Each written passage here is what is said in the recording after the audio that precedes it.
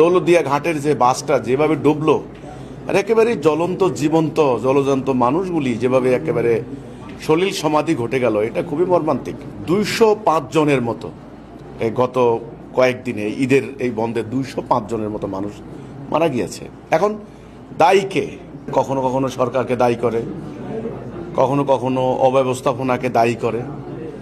তো আসলে দায়ী আপনি যাকেই করেন, ফলাফল কিন্তু খুব বেদনাদায়ক, দুঃখজনক, কষ্টদায়ক।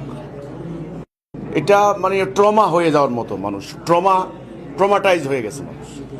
বিশেষ করে দৌলতদিয়া ঘাটের যে বাসটা যেভাবে ডুবলো আর একেবারে জ্বলন্ত জীবন্ত জলজন্ত মানুষগুলি যেভাবে একেবারে সলিল সমাধি ঘটে গেল, এটা খুবই মর্মান্তিক। এবং আজকে দেখলাম এই ঠিক আজকেই কুমিল্লাতে একটা মাইক্রোবাস চাপা দিয়ে সেখানে 4 জন লোক জায়গা একদম ডেড। তো আমরা যে তথ্যটা পেলাম সেটা হলো প্রায় 205 জনের মতো এই গত কয়েকদিনে ঈদের এই বন্ধে 205 জনের মতো মানুষ মারা গিয়েছে। এখন দায়ীকে টোটাল সিস্টেমটাই কলাপস করেছে, টোটাল সিস্টেমটাই এখানে ব্যর্থ। এখানে বলতে গেলে একটার পর একটা কাহিনীর কিন্তু শেষ নাই, কাহিনীর কিন্তু শেষ হবে না।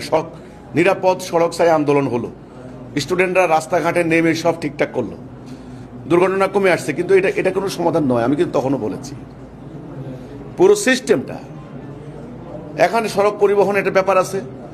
ড্রাইভার ঈদ উপলক্ষে ম্যাক্সিমাম যেখানে মানুষের চাপ আছে, স্বাভাবিক কথা, এখানে সমস্ত আনফিট গাড়ি নামানো হয়, লাইসেন্সবিহীন ড্রাইভারদেরকে নামানো হয়। তারপরে যে অসুস্থ প্রতিযোগিতা আছেই এখানে প্রচুর, এখানে পুরো সিস্টেমটাই আমি মনে করি দায়ী আপনি। যেমন ধরেন গতকালকে আমরা যেটা দেখলাম দৌলতদিয়া ঘাটে অ্যাক্সিডেন্ট হলো 5:30 বাজে, 1টা বাজে বাসটাকে পানির নিচ থেকে উঠানো হলো। তো এটা তো খুব একটা যে একেবারে সাফল্যজনক কর্মকাণ্ড বিষয়টা তা না।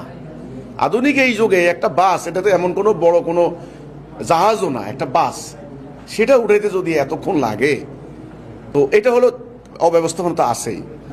কিন্তু আমি মনে করি টোটাল সিস্টেমটা এখানে অনেকগুলি ফ্যাক্টর কাজ করে।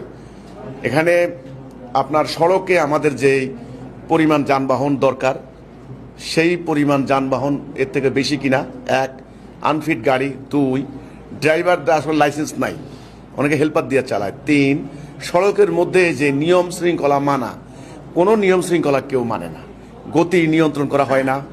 তারপরে হলো ট্রাফিক রুলস যেটা আছে সেটা মানা হয় না। এরপরে দুর্নীতি আছে, এরপর নানান কাহিনী আছে। সব মিলিয়ে একত্রে সাধারণ মানুষের উপরে একটা জুলুম, একটা ভোগান্তি। 205 জন মানুষ এই কয়েকদিনে মারা যাওয়া, এটা খুব ভয়াবহ অবস্থা। এটা একটা মানে আমি মনে করি একটা অসহ্য যন্ত্রণা আমাদের জন্য। পুরো সিস্টেমটাই লস বা সিস্টেমটাই নষ্ট। এই সিস্টেমটাকে পরিবর্তন করলেই সব ঠিক হয়ে যায়।